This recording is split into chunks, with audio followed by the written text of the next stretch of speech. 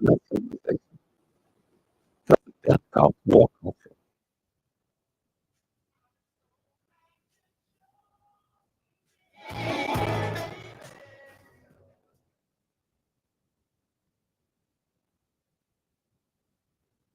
Bring a quality entertainment program which intellectually stimulates and culturally fulfills our community's needs to develop leadership and informed decision making for our collective future. Welcome to the village. Often imitated, but never duplicated. I'm Dr. Jaylene Hood, your host and executive producer. Welcome.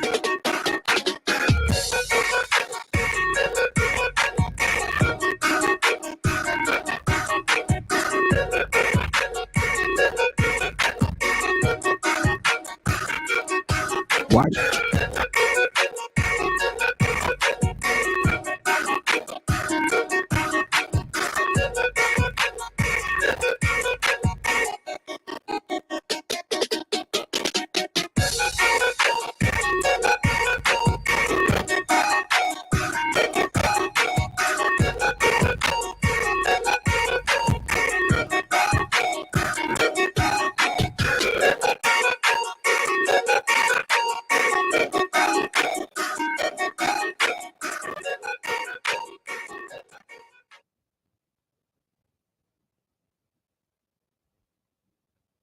Why do you say Europeans never created a civilization?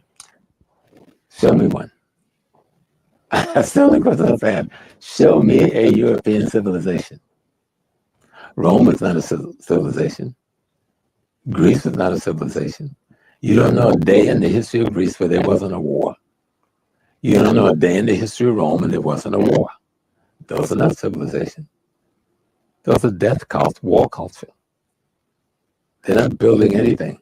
They're stealing from other people, borrowing from other people, and still carrying on this anti-human, anti-nature behavior of murdering, stealing to conquer and appropriate something that belonged to someone else that you could have gotten by just shaking their hands and making a deal. Why are white people so intimidated and threatened by black men, despite their claims that black men are inferior to them and incapable of the most basic tasks? Well, there's an easy answer to that question. Then no black men are superior to them. Put us on any playing field, be it physics or football, and we will win. Give us the same opportunities, and we will win. Because we come from a history of not trying to destroy and dominate the world, and you come from a history of trying to destroy and dominate the world. And that has become the culture of the white community. Why do you say Europeans never created a civilization? Show me one. That's the only question I'm saying. Show me.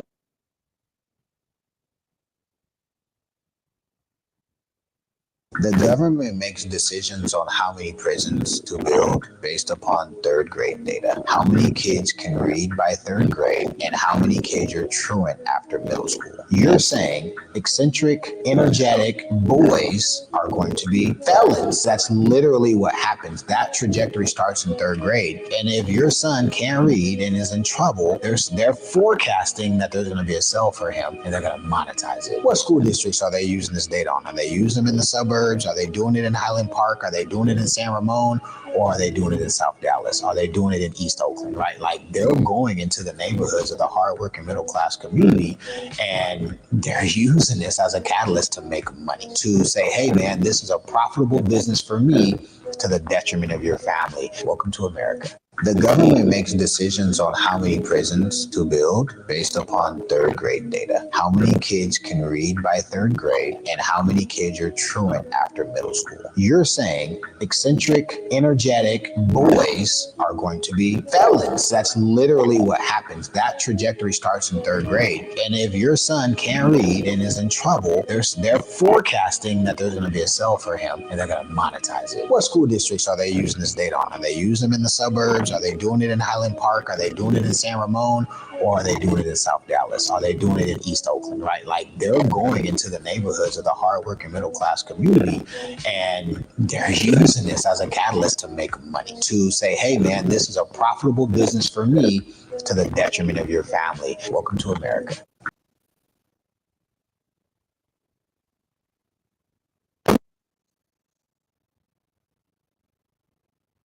Good men are hard to find. I totally agree with you. Good men are hard to find because good men aren't looking for you. Good men are hard to find because good men are busy working, climbing corporate ladders, chasing success, building businesses, building themselves and their future. Good men are hard to find because good men don't do nightclubs, strip joints, on dating apps, on Instagram, liking women pictures sliding in their DMs. Good men don't find their women that way. Low value men do. Good men are just like good women. They are very selective in their personal search. They're not turned on by women with big butts, big tits, and who have the intelligence of a rock. Instagram models do not impress them. They have outgrown that phase of their life. Good men don't settle down with women who are not in alignment with their future goals. Good men do not settle with women that they can't grow with and become their best self, because they know selecting the wrong woman, just like selecting the wrong man, can be detrimental to their success and their overall well-being. So yes, I totally agree with you. Good men are hard to find because good men are setting themselves up for a good woman to become a good husband. Be smart, day smart, choose wisely, that nation. And remember, I told you. Good men are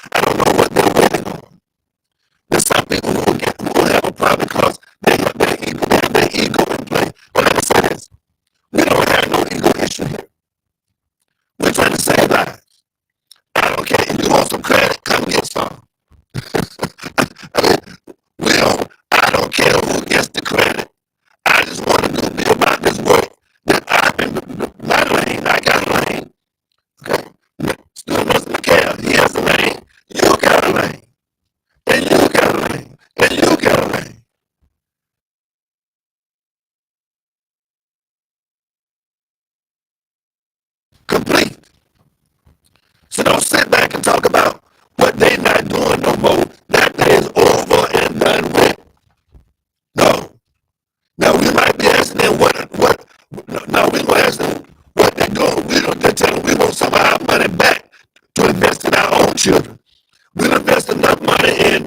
baseball and hockey. You been to hockey game? Oh, okay. Okay. Hockey, white water. You know, okay. No, we all them condominiums, all that, they look nice. We good at building buildings and nice restaurants, but we do a poor job in Columbus, Georgia, on saving and developing human beings. And so when it comes down to human beings, you know what they say? We're going to pay more money for more police. We're going to build a justice center, not a government center no more.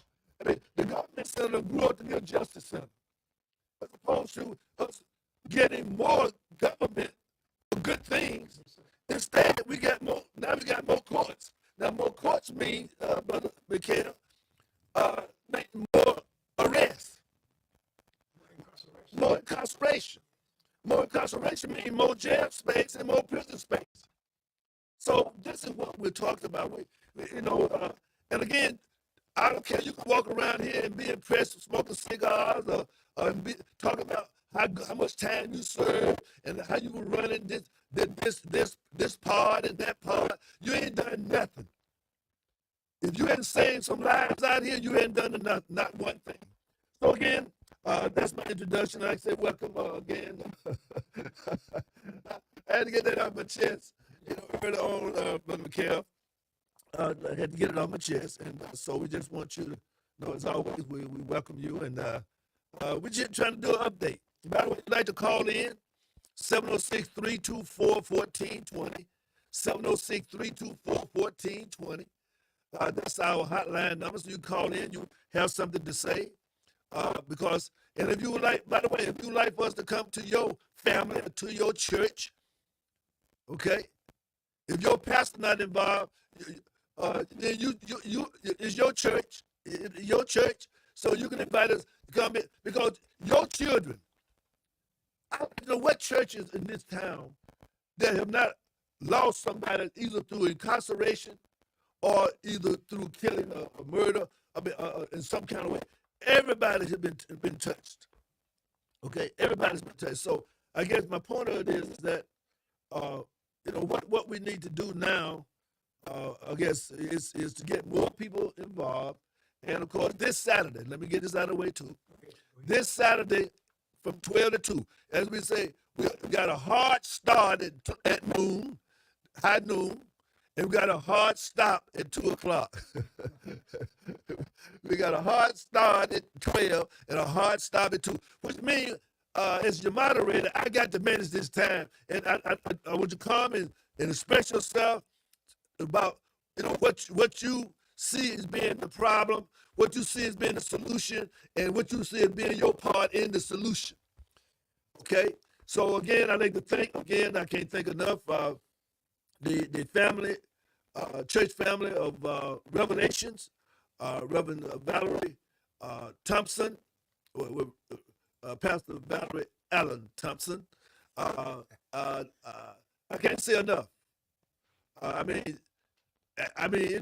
was just old home. I mean, that we came together as a tribe, as a family, as a village to do the Lord's work. And this is the Lord. If you listen, in this day and time, if you're not part of this, I'm gonna go in the limb and say you ain't doing the Lord's work. If you standing back waiting on what's gonna happen, you're not doing the Lord's work. So don't get up in front of nobody saying nothing if you're not about trying to get them involved in this new era initiative. When you initiate something, that means you start something. That's right. This is a new start for us. I don't care what somebody said last time with that, what went on in the past. I don't really, the past. It's the past. We don't learn from that. We pray. We're talking about now, today. So we're saying that put all that in the back, and my thing is that come and challenge us to do something. But the one thing about it, don't challenge us if you're not going to be walking with us. That's the only thing I have to say. So Pastor Corey Neal, Greater Peace Baptist Church, in my own neck of the woods, where all my loved ones Well, I got little ones all over town. Now, I got roots in East Highland, Bellwood. I got roots on the south side. I got roots on the east side. I got roots in the Dub. I mean, you probably like me. I got kinfolks everywhere. So therefore, but I'm just saying though that I spent more time around that holy hill. I know you're a Spencer man. I know you're a Spencer man. But I'm just trying to say where I spent my time.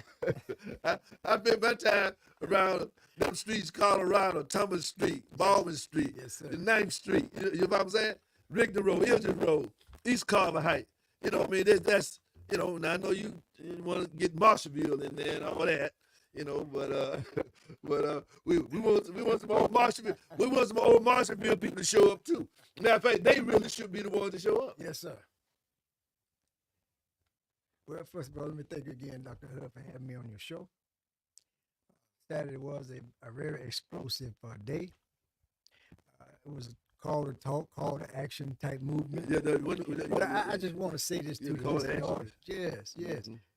We're not having these town hall meetings just to have a meeting. No, sir. As one of the questioners said on Saturdays, we done heard this before. You ain't heard this before. But see, you ain't heard this one before. Now, these town hall meetings is designed to re-energize not only the community, but we're asking the community themselves. They have to play a role in this.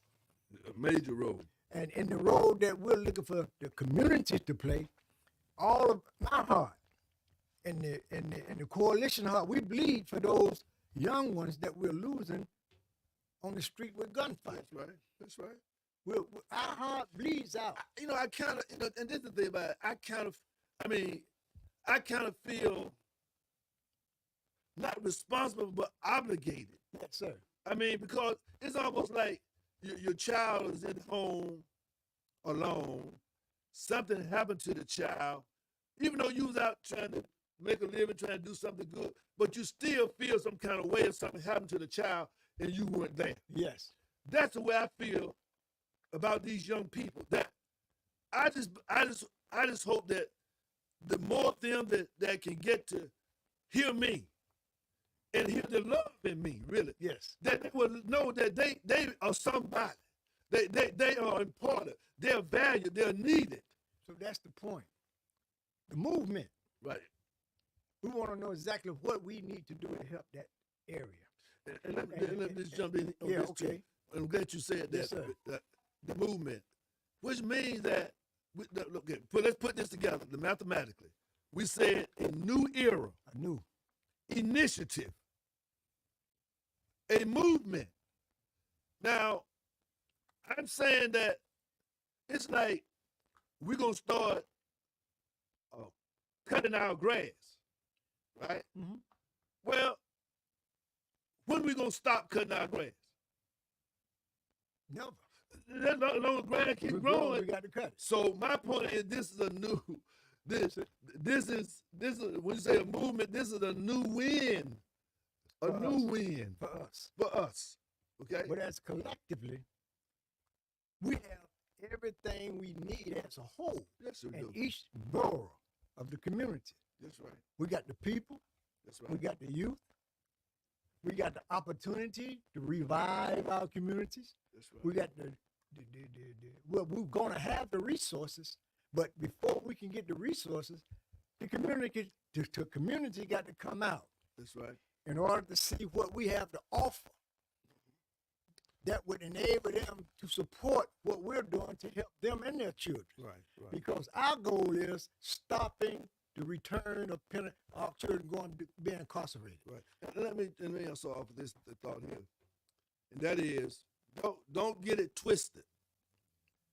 We're not waiting on them to do anything. We are going to do it, okay, regardless of what anybody else does. We're going to be about this. But this is what we're saying. We're saying that we're going to we're holding ourselves accountable. We're going to hold everybody accountable. So it's like this. If you as a politician don't see in your heart that you should do anything to assist us in this problem. The police have already said we can't fix the problem. Okay, we're gonna get some guns, and we're gonna get some faster cars. We're gonna get some bulletproof vests. And a big jail. We're gonna get some technology to track people down when they do it. But we can't fix the problem. But we're saying we're going to the root of the problem. So we're saying that we want some of our, no, not your money, but some of our money.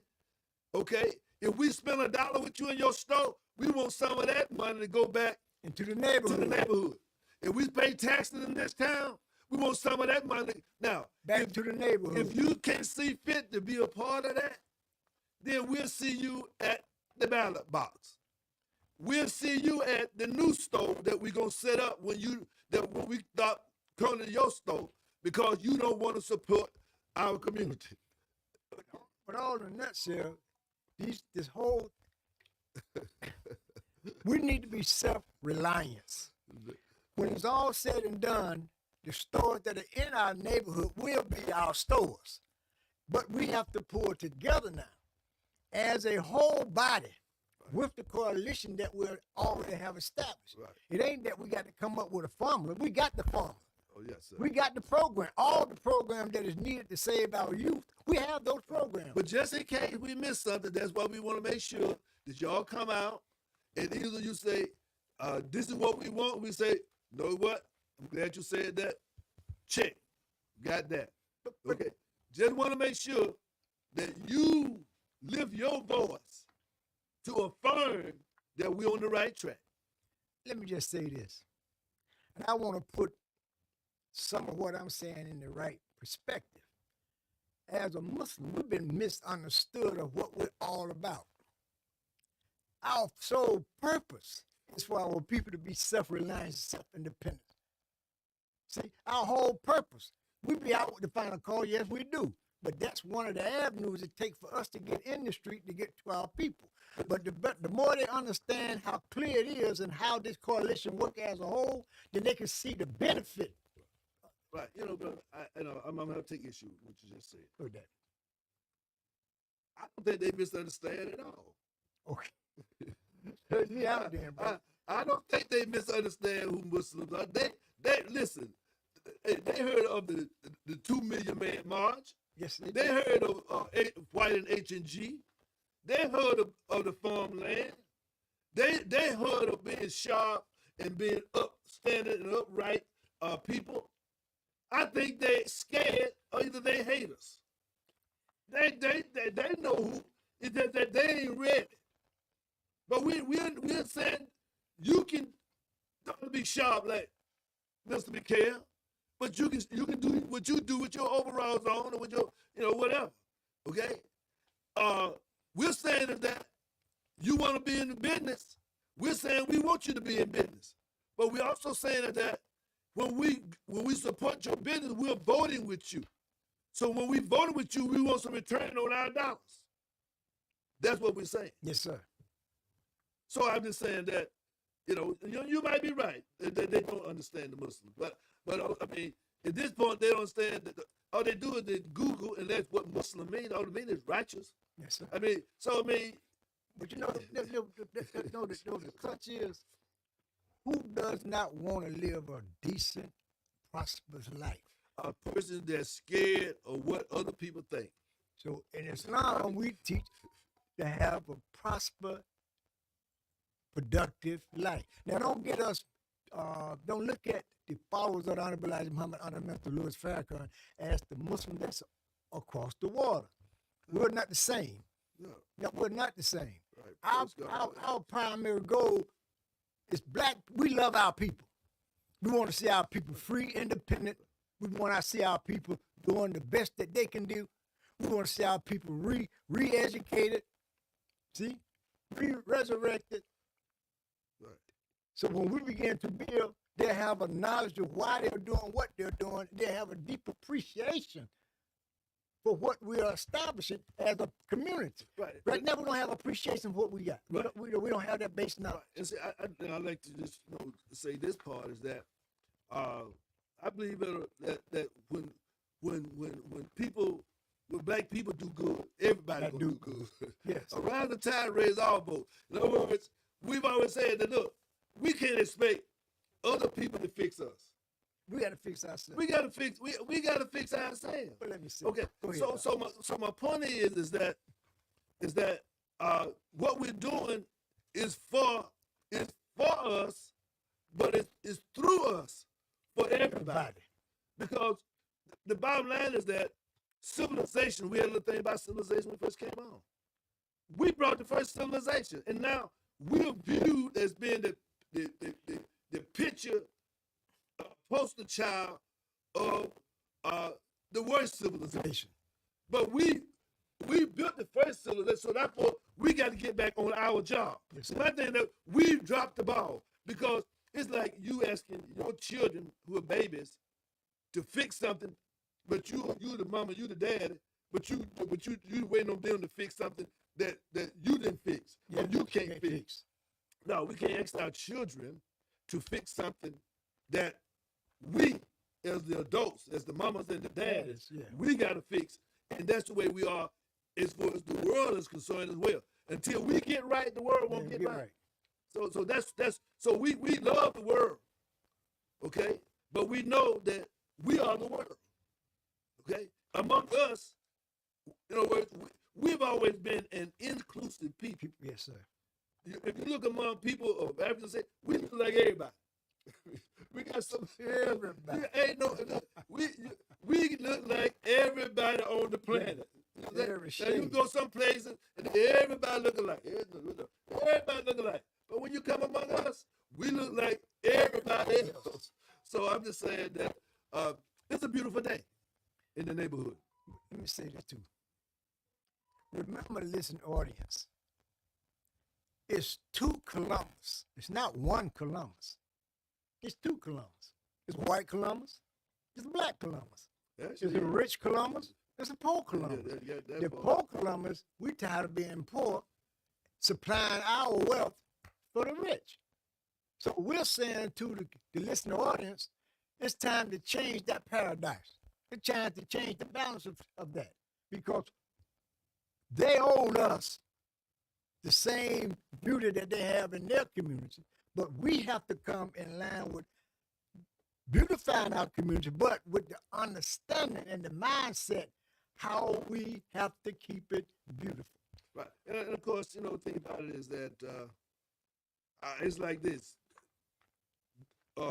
We invested 500 or 600, 700 years toward these beautiful neighborhoods.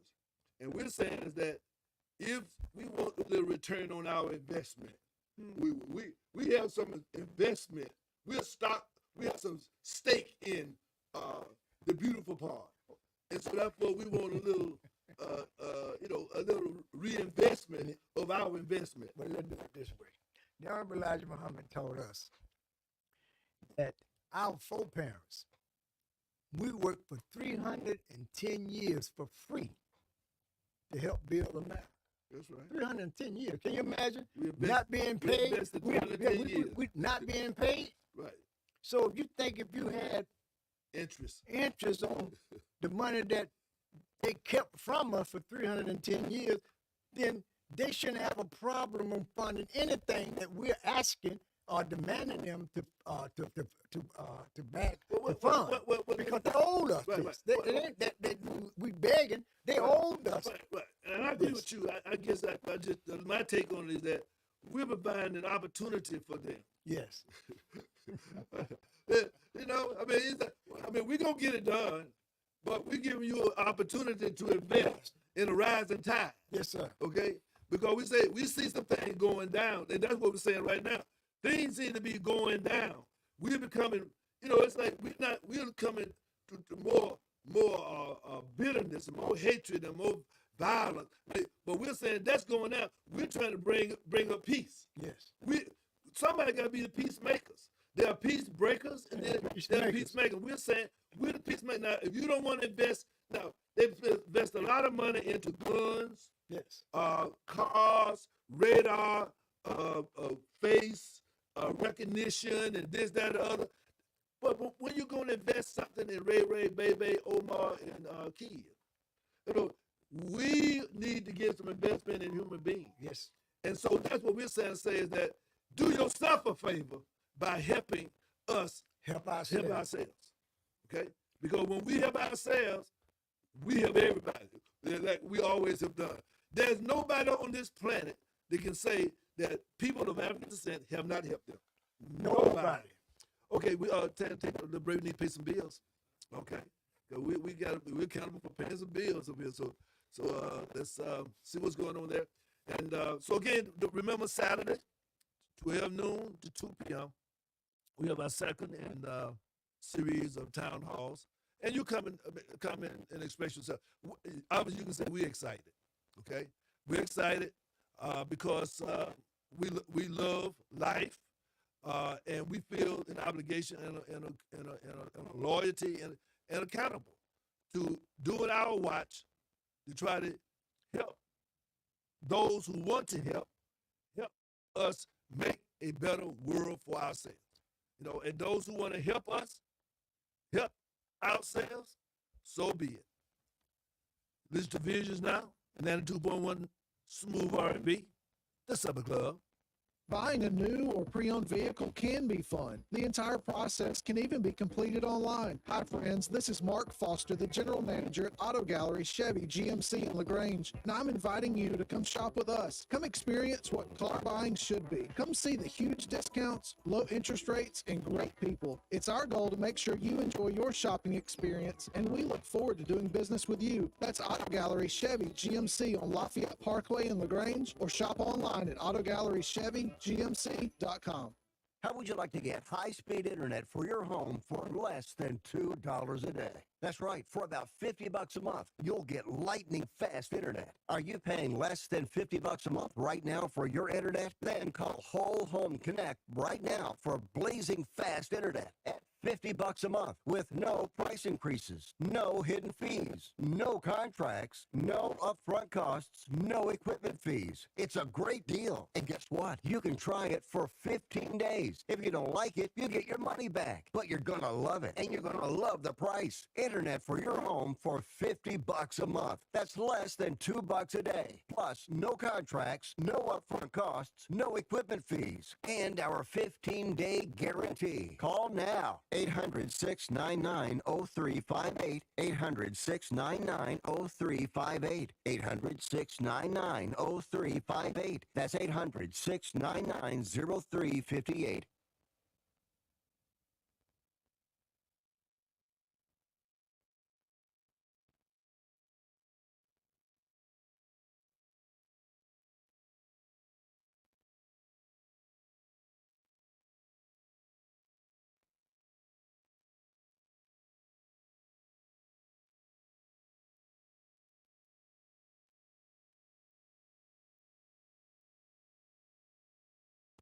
Need your taxes done right? Go to Cassie's Bookkeeping and Tax. Cassie has over 25 years experience as a tax professional. And if you're in a hurry or don't want to wait, drop off your tax papers and Cassie will prepare them and give you a call when they are ready. All forms, all states. Cassie will handle your refund check or have a direct deposit into your checking account. Open weekdays 9 till 6, Saturdays 9 to 1. For appointments after regular hours or information, call 706-685-9040. Cassie's Bookkeeping and Tax, 3360 Suite 6, Buena Vista Road, Columbus. It's not every single thing for you. And you have to understand that because men are wired differently. We become frustrated when you expect him to want to sit there and care about the same things you care about. It's not going to be like that. And you're setting yourself up for failure by even thinking that this man should play that role. He does not have to play that role with you, and it is not his responsibility to sit there and be your gay best friend, your mama, your homegirl, your daddy, your man. That's not how that works. Let a man be a man. Understand your man. Actually do the work to figure out what he likes, what is his triggers, what are the things that he cares about. Because a lot of the time we get frustrated because we're putting these expectations on a man, and a man was never supposed to even be that. Your man is not every single thing for you. And you have to understand that because men are wired differently. We become frustrated when you expect him to want to sit there and care about the same things you care about. It's not going to be like that. And you're setting yourself up for failure by even thinking that this man should play that role. He does not have to play that role with you, and it is not his responsibility to sit there and be your gay best friend, your mama, your homegirl, your daddy, your man. That's not how that works. Let a man be a man. Understand your man. Actually do the work to figure out what he likes, what is his triggers, what are the things that he cares about. Because a lot of the time we get frustrated because we're putting these expectations on a man, and a man was never supposed to even be that.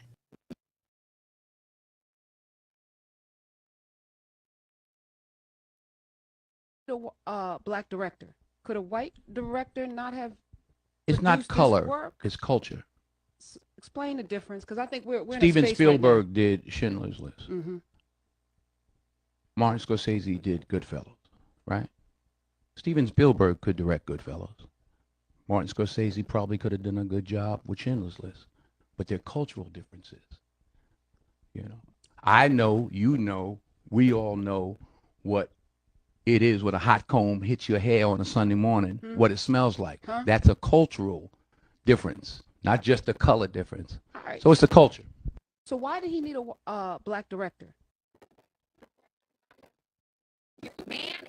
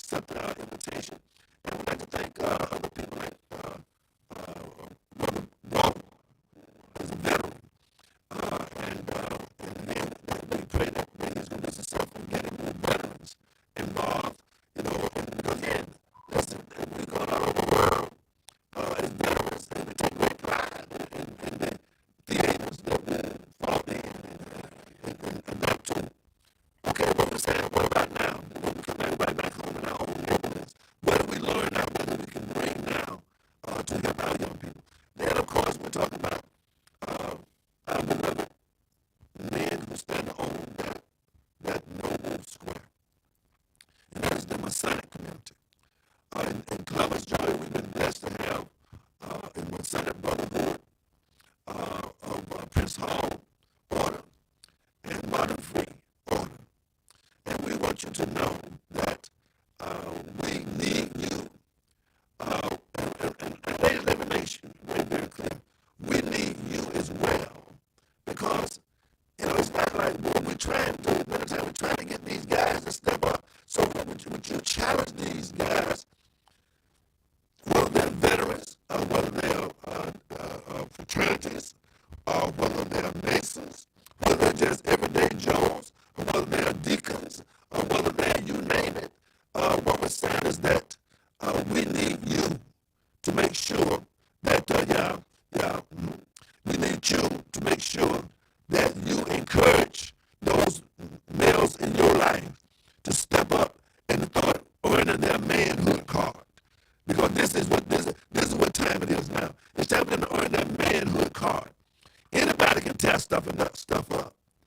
See, anybody can sit down, but to stand up and stand for something, and particularly to stand for the next generation that we must have leadership for, so that they'll know how to lead. We can't be surprised that these young people are acting a fool out here, because the older people are acting a fool too. Okay? So therefore, they're saying, well, you are not protecting us, you're not providing no future for us, so we're gonna protect ourselves and provide a future for ourselves. So we're saying, no. We're gonna get between you and the other side. Those who wanna lock you up all the time and shoot and kill and maim you all the time, those who just wanna bury you. And listen, no, we're gonna stand here and say, no, we got another direction. We don't want you going down. We don't want you going down. We want you to come up. So we want you to be able to be proud that, okay, I knew Minister Mikhail Muhammad. I knew Brother Julian Marquez. I knew these, and I know what they meant. And I want to pick up their mantle. Okay, because that's one of the reasons why I'm a part of the organization. I'm a part of, because there was someone who touched me, and I said, well, I want to stand with them. See, and hopefully that there'll be others of you who want to stand with us to carry on this new era of tradition. And by the way, let me say this: this new era is not new. This is the old school era that's coming, that being new again. It's resurrection time, right? So that's right. We resurrect. This is resurrection time. So we are resurrecting, okay, the spirit and the values of our ancestors. That's who we are. So, by the way, for those people, I know I talked to many people that want to come out and visit with you on Sunday and hear your presentation. So why don't you make sure that they have a telephone number they can call, they listen, they want to come out. And by the way, bring your teenagers. Let them see a body of men who are there. And by the way, he's not saying it, but he has been tremendous. Student Minister Mikhail has been tremendous in assembling a whole numbers of men who want to work with our young people. We're going to be going into working with the returning citizens. We're working with the returning juveniles from incarceration as well. Yes. And we want you to know, mothers and single mothers and grandparents who are trying to raise, particularly right now, these boys. We want you to know to give us a call at 706-221-4830. Give us a call. And we're going to have a delegation to come and support you.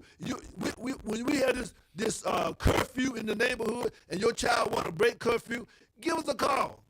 We can find him. And not only that, we probably going to have some people out there he's trying to hide with. They're going to call us and now he over here. Come and get him. He don't need to be over here with us. No, he need to be at home with his mama. That's right. Okay, with his dad, with his cousin. He need to be working around. In other words, we're saying that the streets got love out there. When we're saying for the street, we got love for you too, streets. But we all still in the streets. Okay, we're not trying to romanticize the streets, but we tell these people in the streets, okay, that you're accountable too. Okay, so that's what we're saying. Be mentors. Okay, because am I my brother's keeper? Yes, we are. Okay, and that's what we're talking about. This is I'm my brother keeper movement. Okay, my brother, you ain't heavy because you my brother. Okay, so that's really what it's all about. But I know we're getting close to a few things. I want to play a couple more video before we go. But go right here, Brother Minister. I'm gonna give an address to our location. It's 1131 Brown Avenue, right across from the fire department on Brown Avenue. Meeting hours on Sundays at 11 o'clock. Wednesdays and Fridays at 8 o'clock.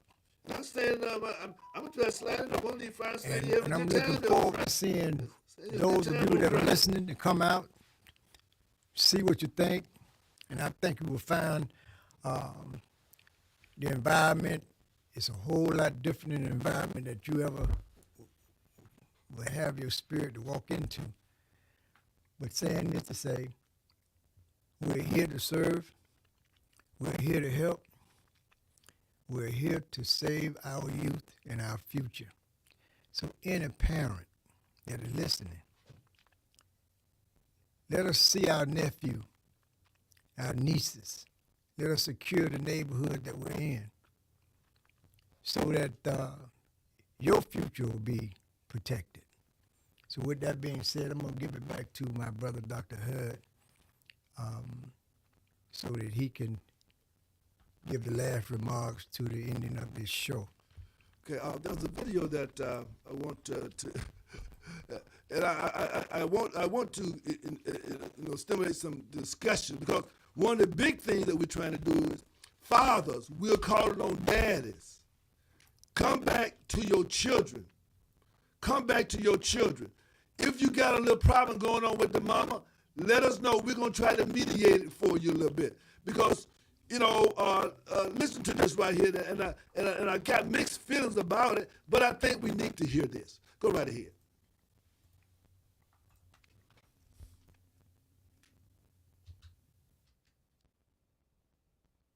In the Bible, it says, let me get preachy on you guys. Proverbs 21:19 says, it is better to dwell in the wilderness than with a contentious and angry woman. And basically, it's better to be homeless. You'll have more peace homeless on the side of a road than in a house with a woman who don't respect you, who's fighting with you and, not respecting your space. That's very bad. It's very stressful. And that stress will ultimately kill you if you're not careful. Not if you're not careful. Stress will kill you. When you're stressed out, your blood pressure high, which fucks with your heart. It fucks with your kidneys. It fucks with your digestive system, causes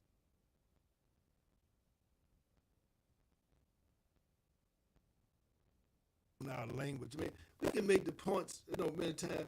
I mean, I'm sure that time we all feel like, but again, we have good, and many times on Facebook, there's a lot of good points that people make, but they're doing so much cussing.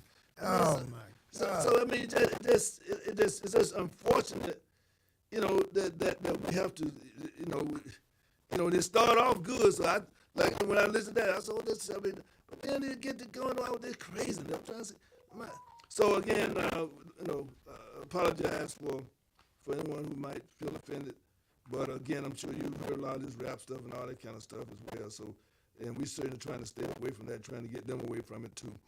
That's another one that I think that talks about really the economic responsibility that we have, and maybe we can play that a little bit before we get to a point. And Julian, we'd like for you to have a few words tonight as well.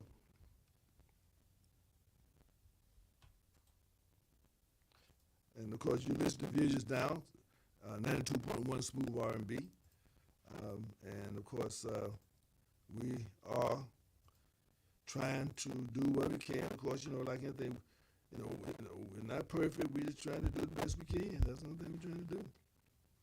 Do the best we can. Example, Black Wall Street in Tulsa, Oklahoma was burnt to the ground. What most people don't know is that the black people of that community went to the courts, went to the Oklahoma Supreme Court. It went to the U.S. Supreme Court, and guess what? They won most of the cases against the whites of Oklahoma. And guess what they did? They built Black Wall Street, Greenwood, back better than before it was burnt down. Nobody talks about that. A lot of people don't know that, right? I've been out there with them. I've marched through the streets with that community. I've been out there to celebrate it with the brothers and sisters out there. Guess what destroyed it? Integration. when we psychologically made a decision that what was in a white store was better than what was in a black store. 1925, you couldn't tell. Well, there was still some rubble on Archer Street, but for the most part, you couldn't really tell that it had been a completely devastated community. And they did People it had by, built houses. They had built houses, and they built stores, and they built hotels, and put back an elementary school. The elementary school had been completely bombed out, but they had so built they were another back with their schools and back with their pride, and Yes. and nothing was going to stop them. That's the way they felt. Now, they had a lot of trouble building because somebody thought of the idea of making an ordinance that no one could build a one-story house. If you built, you had to build 2 stories on a certain amount. You see, that was a zoning that was passed surreptitiously to keep them from building back on that spot because the town really wanted to expand out there.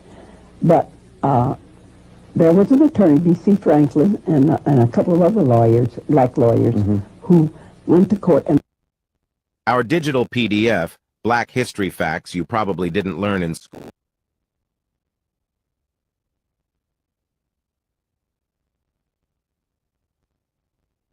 Group on this earth understands that you're in a team relationship. Racism is a team sport. It came into existence as a team. You play as a team or you lose by default. And only with black folk do people get upset when black folks start talking about coming together and uniting and working together and cooperating together, buying from each other and supporting each other. You know why? For a simple reason that everybody understands. When you come together and unify, that signifies strength. And right now, everybody right now is pimping and hustling black folk. They've been pimping and hustling black folk for 400 or 500 years.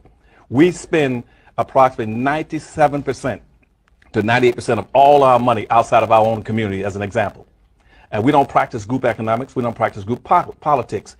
All that makes, when we spend 98% of all our money outside of our community, what that does, it makes the other groups enriched. They now are living off of 2 incomes. They live off of 100% of their money and 98% of our money. And what are we left with is 2%. Where everybody else is living off of 198% of everything, we live off of 2%, which makes it impossible. And so you start talking about unifying black folk, that's a threat. They're saying, you're going to cut off your money from us? You're going to cut off, we're living off of 2 incomes. You're going to reduce us down to 1 income? That's a threat to them. Also, it's a threat when you start talking about unifying blacks and looking out for your own people. That means political possibility of uniting as a political force in this country, which nobody wants to see. That's a threat. Every group on this earth understands that you're in a team. Racism is a team sport. It's full of black stories. Okay, I just want to remind you at the end of the day, and I guess this is the thing that I'm really concerned about. Our young people, and I was talking to someone other day, they were saying that at the bottom of this is economics. I mean, that all this, the poverty breeds bitterness, hopelessness, and some of these young people, they're scratching at the bottom of the barrel, trying to sell drugs, trying to steal cars, trying to rob the house, trying to rob each other. Being robbed by others. And I say, the bottom line is what we have to teach our young people more to life. First of all, your life is more important than your ability. Yes. And as you learn how to interact with life, learn how to grow some, learn how to fix them. Okay? Then you're going to automatically put yourself in a position to be able to take care of yourself. But as long as you think that somebody else is going to do it, or that you don't need to know how to fix anything, you don't need to know how you going to feed yourself. Because these days you really can't. You can't trust all the food that you see. It may look like food, but it's not really food. No, it's not. So you have to deal with we talk about putting young people into business. We have a junior entrepreneurship program where they'll be able to make money selling goods and services to our own community. When they're selling water, or when they're selling collard greens and selling watermelons and peas.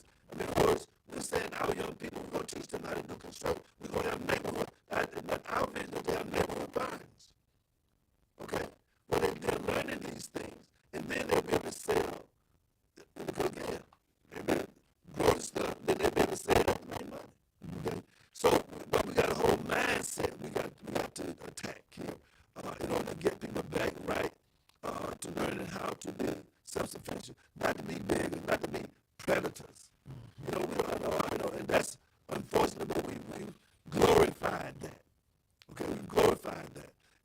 to bring forth another alternative view about life.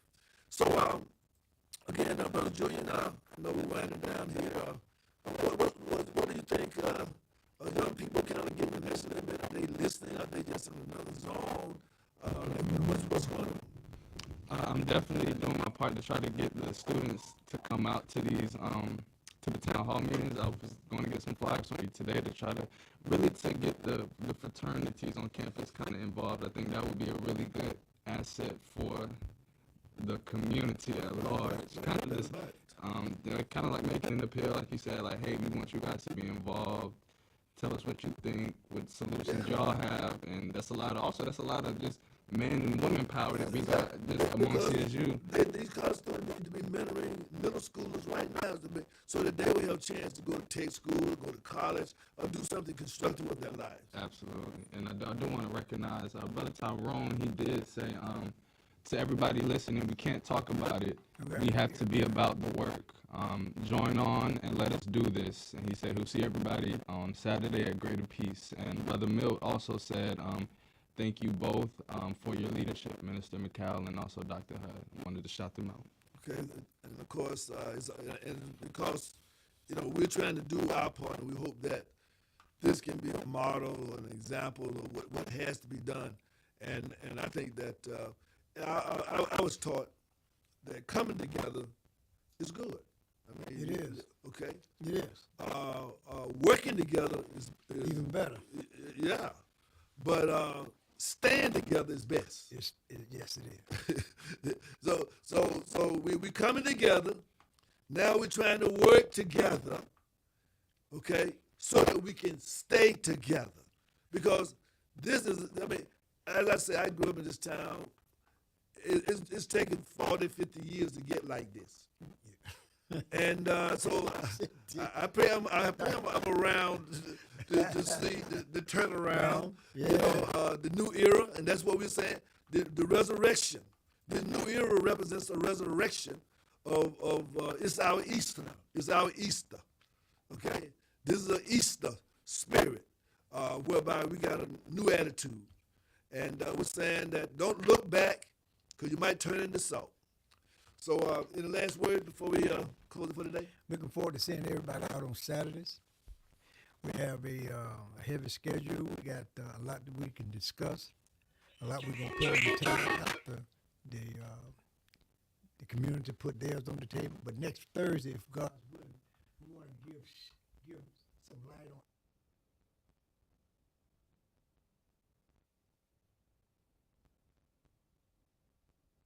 Close up the village.